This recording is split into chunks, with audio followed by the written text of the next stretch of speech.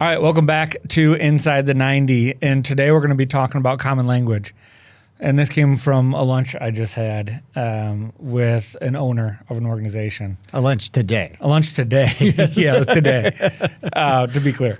And so to kind of tee this up of this idea of common language, I think we need to take a step back and anchor it in, like, where does the common language fall into EOS ecosystem and just some of the tools and which components. And in the concept of hitting the ceiling, there's 5 leadership abilities. So as we hit a ceiling as an organization, as a department, as a leader, there's 5 leadership abilities for us to break through that ceiling. And the first leadership ability is our ability to simplify. And part of simplification is this idea of common language. Yeah. Because simplifying really is taking the naturally complex and simplifying it in a way that can scale beyond, right? So perfect example is the VTO, the Vision Traction Organizer, 8 questions. It replaces a traditional business plan, strategic planning that is multiple pages, very complex. And really you only understand it if you built it or you're part of it.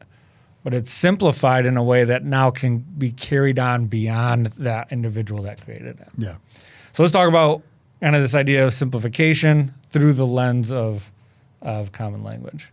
Yeah, and I think common language, if you look at what a business is, it's a collection of people, right? If you look at what a civilization is, it's a collection of people, right? Yeah. And what does the smallest civilization have is they have, a need for care in the common good, and they have a language. And so words themselves were the solution to simplify communication, right? Mm-hmm. So in that idea that, as a high fact finder in myself, words have meaning, from a Colby perspective. And as a brain guy, like, I really get nuance in the meanings of the words. But I feel like EOS has done such a good job of taking the mystery out of some broad stuff like mission, vision, and values, and the things that many companies do in different ways, and they just broke it down and they simplified it, and they've given you a structure and language. Well, even we can poke all around EOS where this is happening. Common language that simplifies. Anything around people management and understanding of who's our A players, who do we struggle with. You think about the simplification of a complex concept and a complex world of people management. The simplification of right people, right seats, right people are core values, plus, minus. Right seat is gets it, wants it, capacity on the roles and responsibilities and the seat that they sit in, right? Like, it simplifies and it creates a common language. You teach a team, GWC, and they use that language and everybody understands what it means. Yeah. So it's that common language to simplify the complex. Yeah.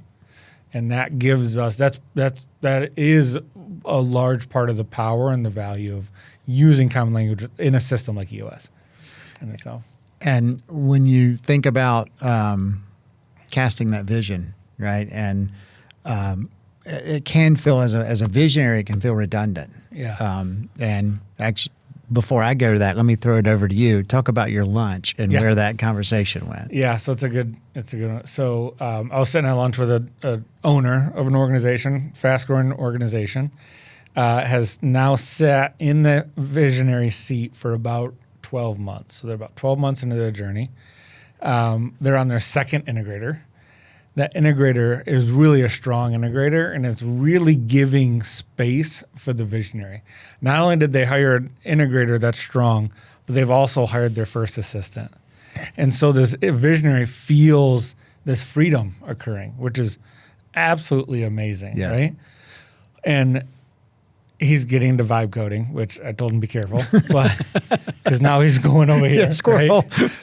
But I said what's so great about this, and I'm going somewhere with this story, but I need to kind of loop around for a second, is that he starting to get more time to do his visionary type of things, and he feels great. He's like, this system is giving me exactly what I needed and exactly what I wanted, right? And I said, be careful. So be really careful as a visionary, because you have an obligation that I don't know if you're upholding right now.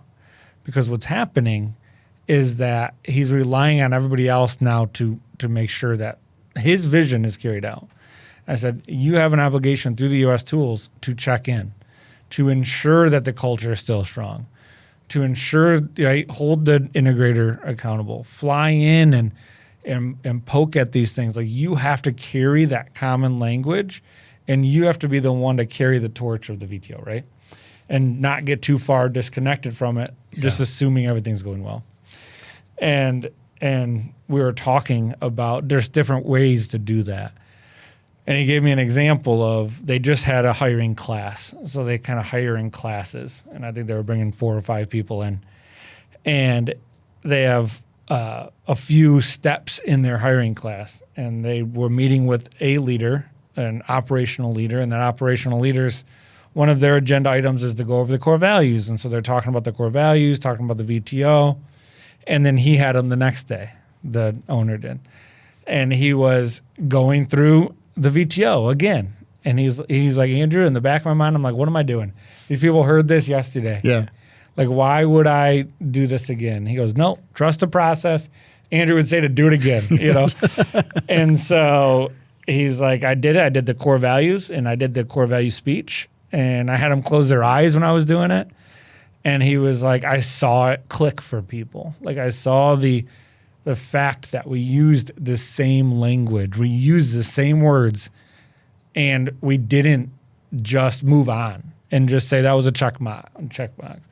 Like, we really and started to build the culture there and really were aligned and just saw that impact of doing that. So that's where this kind of came from. Yeah, and I think that the idea of 7 times, you know, it takes time for people to retain and connect the dots on some of this. But just when you've heard it for the 7th time, those new 4 people just started this week, right? They're hearing it for the first time. Yeah. So, you know, I think, you know, when you were the visionary and you're reciting this over and over and you feel like you're doing it too much, that probably means you're doing it exactly right.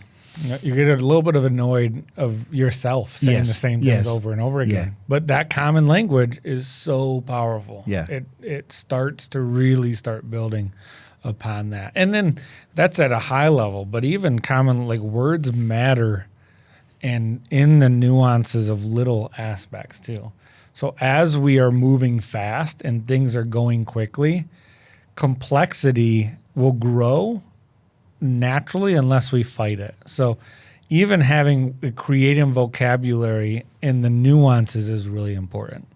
So there's this analogy about, like, if we're 2 pilots flying a plane and we don't, you know how pilots work. Usually you don't know the other pilot you're flying with in a commercial, right? That's for safety and security reasons. But so me and you are put on this airplane and we don't know each other until we sit down. And our goal is to fly this plane safely, right?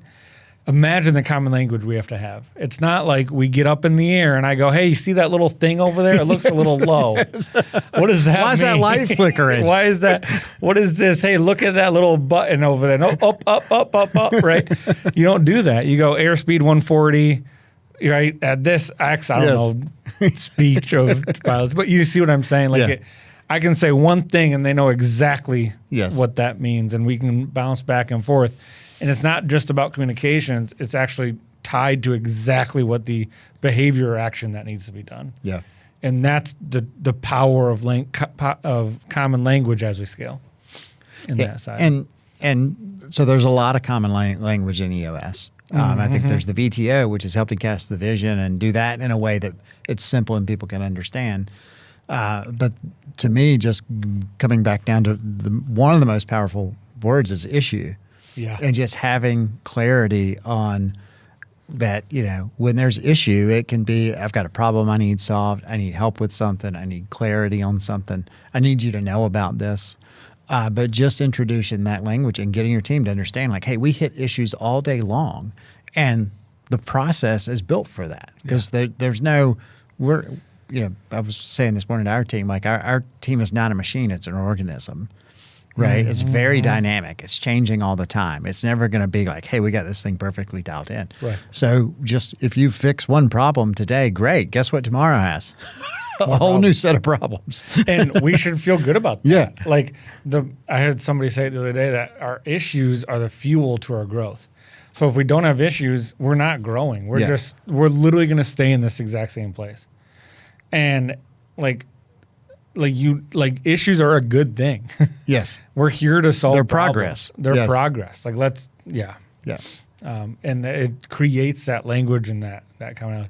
I was thinking as you were talking, I don't know where this connection is, not even similar, but there's a movie called Couples Retreat. Remember this movie? I have not seen it. So Couples Retreats, like Vince Vaughn, and there's a couple other bigger names that you know. But Stacy and I saw this movie, I don't know, at least 15 years ago now. I don't know how old the movie is, probably about that. But there's a scene in this, and it's Vince Vaughn, and his alarm is going off in his house. Like somebody set his alarm off, and he calls the security company, and they need his password, and his password is ass-tastic. So he's like ass-tastic, and he's like spelling it out loud. It's hilarious. We stayed there, we're dying laughing on how Vince Vaughn and his big personality is doing this thing. And that word has become like in our culture with Stacy and I, that we use that word when like, hey, you are being a little ridiculous right now, and I don't know what to say because I'm afraid of what I say is going to piss you off. But I really want to lighten the mood right now. You know what I'm saying? We go like this. You pick up the phone. You're like, ass-tastic. But it's like a common language now that it's like a word that we all know what it means. It's a little bit of a safe signal there. Exactly right. But those little things are funny. They are in certain areas. But think culturally when you have those, how powerful that is. Yeah. And you just can communicate so quickly and so effectively with a word or two. And I think I'm thinking through like all of the places where language is so critical to EOS, but it really does start at the top with all right, what's the vision? Why do we exist with the purpose? Like those are two very clear statements, but then the core values. And I think that, that's where, you can say, well, actually for not with core values, but we're just working on some work for a client right now. And integrity was a word. Yeah. And it's like, well, is it integrity? Is it responsibility? Is it dependability? Like all of those are nuanced. And, integrity technically is table stakes, but when you break it down to like, no, for us, integrity means dependability. Yes. Right. So like getting those right words that actually fit your culture is like EOS does a good job of keeping the framework simple to understand, but the words that you put into it need to be simple to understand as well. Yes. Yeah. It's a good call out because I see, even myself does this at times, but I see teams when they're using EOS is they get stuck on the frameworks of like, am I doing the frameworks right? Yeah. Compared to like the frameworks are there so you don't have to think about them. Like just do the framework. Yeah. And think about what you're writing and think about the impact and is it right? And are we actually living this? And how are we carrying this through? Don't think about, am I doing the framework? Yeah. Does this make sense? Correct. Yeah. And the framework isn't a checklist. It's not a checklist, Yes. right? It's like, and I think that's what you're alluding to there is like, EOS isn't going to make sure that you have the right core values. That's on you. That's your responsibility. Correct. Yeah. And those words that you choose do matter. Yeah. 100%. You talk about core values. I think we have an episode on core values. We talk about the filter system and all that. Yeah, and I think we've weaved it into many as well, but there is definitely one on core values. Yeah.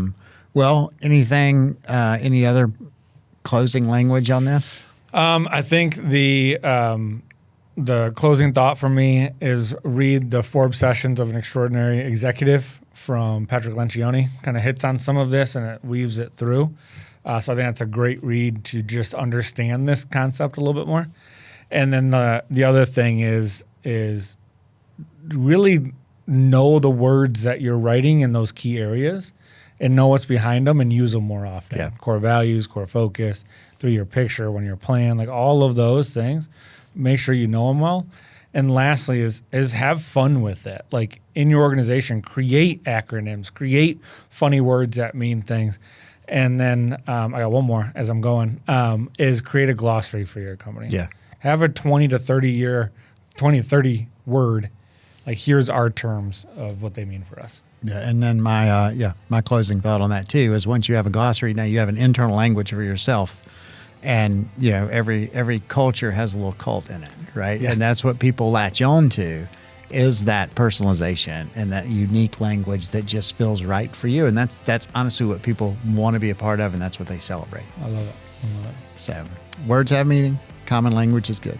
All right. Thanks, Jami. Thank you.